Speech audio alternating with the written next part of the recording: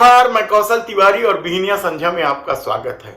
छत्तीसगढ़ के दूसरे चरण का मतदान 17 नवंबर को होना है और इसमें सबसे जो महत्वपूर्ण सीट है वह है राजधानी रायपुर की दक्षिण विधानसभा की सीट, जिस सीट पर भारतीय जनता पार्टी कभी नहीं हारी, जिस सीट पर बृजमोहन अग्रवाल का एक तरफा दबदबा रहा और इस सीट को जीतने के लिए कांग्रेस ने इस बार एड़ी चोटी का जोर लगा दिया है और इसकी वजह से इस बार बृजमोहन अग्रवाल क्या बुरी तरीके से फंस गए हैं, चौतरफा फंस गए हैं, क्योंकि यहां जिस तरीके से संकेत निकलकर सामने आ रहे हैं वह बेहद ही चौंकाने वाला है। क्योंकि इस सीट पर यह कहा जा रहा था, चूंकि देश के प्रधानमंत्री नरेंद्र मोदी की भारतीय जनता पार्टी के इस कद्दावर नेता बृजमोहन अग्रवाल से नहीं पटती, इसलिए टिकट कट जाएगी। लेकिन बृजमोहन अग्रवाल टिकट लाने में सफल हो गए। यहां से जो दावेदारों का नाम चल रहा था उसमें था पार्षद मृत्युंजय दुबे और दूसरे पार्षद थी महिला पार्षद मीनल चौबे। ये दोनों प्रमुख दावेदार थे और टिकट की घोषणा के पहले इन लोगों के पोस्टर से दक्षिण विधानसभा के क्षेत्र छाए हुए थे, लेकिन उन्हें टिकट नहीं मिली। दूसरी तरफ कांग्रेस ने इस बार नया चेहरा, बिल्कुल फ्रेश रायपुर के लिए दूधाधारी मठ के महंत राम सुंदर दास को टिकट दी। कांग्रेस ने यह प्रयोग दूसरी बार किया है, कहा जाए तो गलत नहीं होगा, यानी ब्राह्मण प्रत्याशी उतारा है। ब्राह्मण पारा, पुरानी बस्ती, सुंदर नगर जैसे क्षेत्रों में ब्राह्मण वोटरों का दबदबा है और कहा जा रहा है कि कांग्रेस इससे पहले योगेश तिवारी को टिकट दी थी। तब योगेश तिवारी के बारे में किस तरीके से भ्रम फैलाया गया था कि वह बदमाश है, गुंडा है, पता नहीं क्या क्या कहा गया था। भले ही वही योगेश तिवारी इन दिनों भारतीय जनता पार्टी में है, लेकिन उन्हें चुनाव हराने के लिए इस ब्राह्मण प्रत्याशी के खिलाफ क्या कुछ विश्वमन नहीं किया गया था। और अब भी जिस ब्राह्मण प्रत्याशी यानी राम सुंदर दास को टिकट दिया गया है, उसे लेकर भी यह भ्रम फैलाया जा रहा है राम सुंदर दास जी जीतेंगे तो ढेबर की चलेगी। लेकिन दूसरी तरफ सबसे बड़ा सवाल तो यही है कि क्या भारतीय जनता पार्टी के कार्यकर्ताओं में बृजमोहन अग्रवाल को लेकर उदासीनता छाने लगी।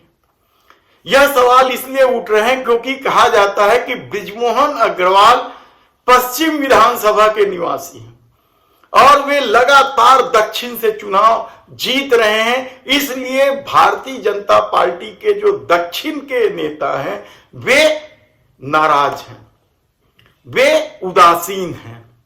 और कहा तो यहां तक जा रहा है कि यदि बृजमोहन अग्रवाल चुनाव जीतते रहे तो दक्षिण के भारतीय जनता पार्टी के नेताओं को कभी टिकट नहीं मिलेगी।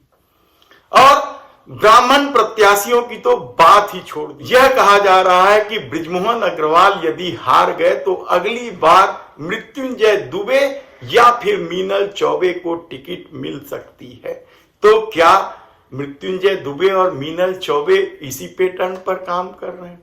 कहना कठिन है, क्योंकि दोनों ही पार्टी के प्रति निष्ठावान हैं। हालांकि मीनल चौबे का जो मिजाज है उसके अनुसार वे संगठन खेमे की कहलाती हैं और राजेश मूणत, रमन सिंह गुट की कहलाती हैं। मृत्युंजय दुबे जरूर बृजमोहन अग्रवाल के नजदीकी है, लेकिन क्या सुंदर नगर के जो लोग मृत्युंजय दुबे को वोट देते हैं, क्या विधानसभा के चुनाव में उनका कहना मानकर ब्राह्मण प्रत्याशी राम सुंदर दास के खिलाफ मतदान करेंगे? क्योंकि यह भी चर्चा है कि यदि इस बार राम सुंदर दास हार गए तो फिर ब्राह्मणों को टिकट इस विधानसभा क्षेत्र से मुश्किल हो जाएगी। ऐसे कई सारे सवाल उठ रहे हैं, हम आपको विस्तार से बताते रहेंगे क्योंकि दक्षिण महत्वपूर्ण क्षेत्र है। यहां बृजमोहन अग्रवाल का किस कदर प्रभाव है और किस तरीके से खेल खेलकर वे चुनाव जीतते हैं, यह भी किसी से छिपा नहीं है। दुनिया भर के आरोप है उनके ऊपर, जमीन कब्जा करने से लेकर दान में जमीन लेने और शिक्षा के क्षेत्र में भी उनकी घुसपैठ है और कई तरह के आरोप हैं। ऐसे में क्या राम सुंदर दास का हारना ब्राह्मण समाज के लिए दक्षिण का द्वार बंद कर देगा? क्या राम सुंदर दास के खिलाफ जो माहौल तैयार किया जा रहा है वह चुनाव के मतदान में तब्दील हो जाए? क्योंकि जो सुबुगाहट चल रही है ब्राह्मण समाज के भीतर, क्योंकि जो सुबुगाहट चल रही है छत्तीसगढ़िया समाज के भीतर, छत्तीसगढ़िया वर्ग एक बड़ा वर्ग है जो छत्तीसगढ़ नगर, टिकरापारा, संतोषी नगर, पुरानी बस्ती, सुंदर नगर जैसे क्षेत्रों में रहते हैं। वे भी क्या इस बार भूपेश बघेल के छत्तीसगढ़िया बात को या छत्तीसगढ़ी संस्कृति को लेकर उत्साहित हैं?